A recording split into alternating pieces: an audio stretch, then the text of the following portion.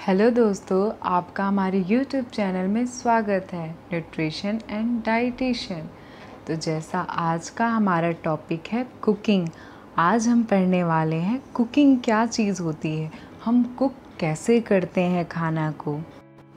हम सब अपने लाइफ में कभी ना कभी कोई ना कोई चीज़ तो कुक किए होंगे, जैसे मैगी, चाय, बहुत सारी ऐसी चीज़ें जो सिंपल 5 मिनट में बन जाते हैं। तो कुकिंग ये चीज़ होती है, एक सिंपल वे भी कुकिंग होती है, जैसे टिक्का पनीर, पानी पूरी, इडली, मोमोज़, इसमें बहुत सारी रेसिपीज़ लगती हैं बनाने में।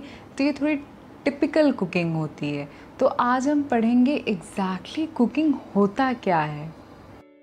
हमें फूड प्रिपरेशन करने के लिए बहुत सारे इंग्रेडिएंट की ज़रूरत पड़ती है।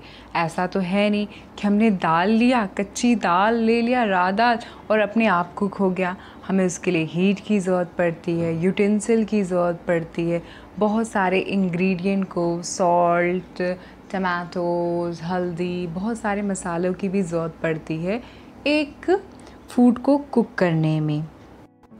Like delicate flavor, texture, color which apply to the sense. बहुत सॉफ्ट फ्लेवर होते हैं, उसका टेक्सचर, कलर, बहुत सारे डिफरेंट वैराइटीज़ के कलर होते हैं। और इवन इसमें हमें अपने सेंस का भी यूज़ करना पड़ता है, क्योंकि food is not a easy. Cooking करना सेंस का भी यूज़ करना पड़ता है, तो cooking is not a easy. Food has a pleasing an appearance and tasty so that is consumed. जब हमें फूड देखने में बहुत अच्छा लगता है और टेस्टी रहता है तो हम बहुत खुश होकर खाते हैं, तो हम अपने बॉडी में इजली कंज्यूम है। क्योंकि अगर हम साइंटिफिक टर्म में देखें तो उसमें बहुत ज़्यादा हेल्प मिलती है कि हमें कौन सा मेथड कुकिंग के लिए यूज़ करना है, जैसे बॉइलिंग, स्ट्रीमिंग, स्टीविंग, बहुत डिफरेंट वैरायटी होती हैं, ग्रिलिंग। तो इससे हम डिफरेंट कुक कर सकते हैं फूड में। तो ये बहुत ज़्यादा हेल्पफुल करता है चूज़ करने में। Then next, food preparation is important step to meeting a nutritional need of family. तो फूड को बनाने से पहले हमें ये पता होना चाहिए कि उसकी न्यूट्रिशनल वैल्यू कितनी है। लाइक अगर आप ओवर कुक कर दे रहे हो, फ्लेम को ज़्यादा हीट कर दे रहे हो, तो ओवर कुक हो जाएगा, उसमें सारे न्यूट्रिशनल वैल्यू ख़त्म हो जाएंगे। आप एकदम फ्लेम कर रहे हो, वो राही हो जा रहा है, मे बी वो अच्छे से ना कुक हो, तो वो भी हमारे बॉडी के लिए हार्म करेगा, हमारे स्टमक में पेन होने लगेगा। तो ये हमें बहुत ज़रूरी है समझना कि हमें न्यूट्रिशनल वैल्यू पता होना चाहिए, किस में कितनी चीज़ डालो, कितने अमाउंट में, क्वांटिटी में कितना उसे हम यूज़ करें कि उसकी क्वालिटी बैलेंस हो, मेंटेन हो। तो ये बहुत ज़रूरी है कुक करने के पैटर्न से। Okay, this is the cooking method, this is the old method, now are use this cooking method. And food like fruit, vegetable, nuts eaten, but most of food are cooked bring about desirable changes.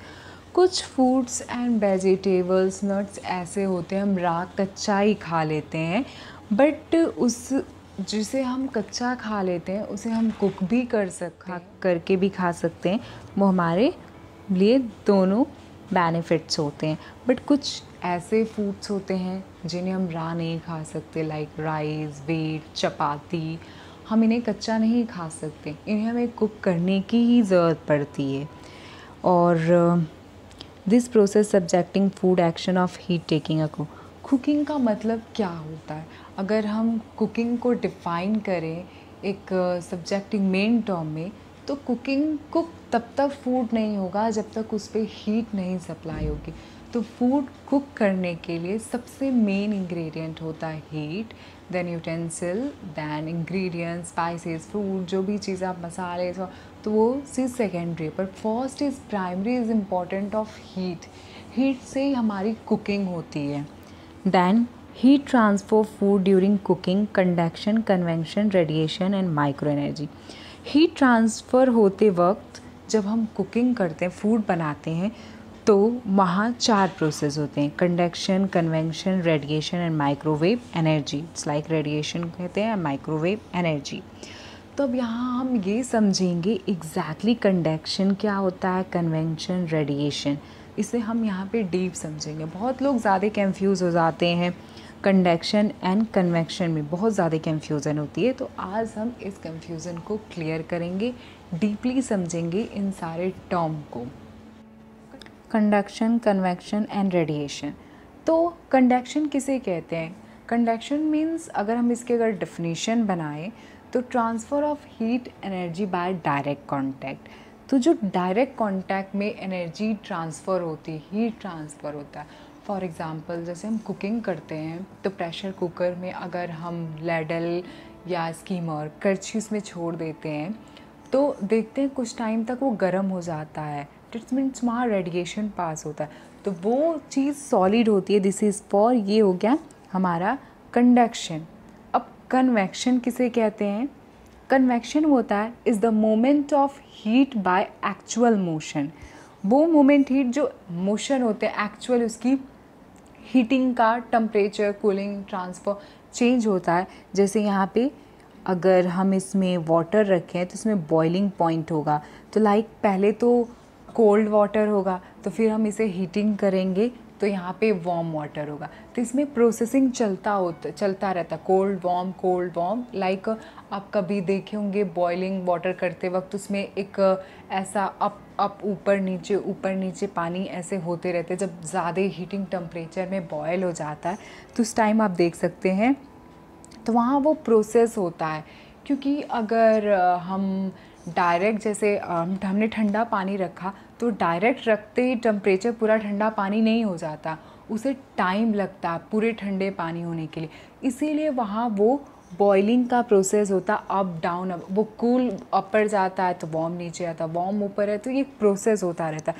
This is process of convection. यहाँ पे जो process होता है वो convection process होता है। Then radiation या microwave energy. Radiation is the transfer of energy with the help of electromagnetic wave. ये इलेक्ट्रोमैग्नेटिक के वेव के थ्रू ट्रांसफ़र एनर्जी होता है। तो यहाँ पे जो हीट होता है वही तो ट्रांसफ़र होता है कन्वेक्शन के पास, कंडक्शन के पास। Heat and dry. तो कुकिंग दो टाइप्स के होते हैं, मॉइस्चर होते हैं एंड ड्राई हीट होते हैं। मॉइस्चर हीट में क्या होते हैं, जैसे water and steam. Then dry heats में like air and fat.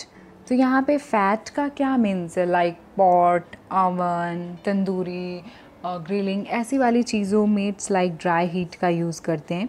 Cooking is defined as transfer of energy one source to another source.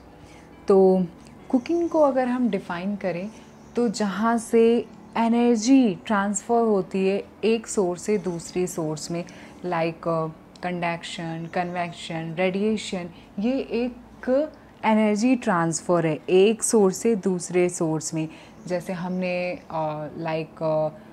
Gas को ऑन किया, फिर यूटेंसिल रखा, उससे एनर्जी ट्रांसफ़र हुआ यूटेंसिल से हमने अपने फूड को कुक किया। This is the process, convection, conductions, radiations.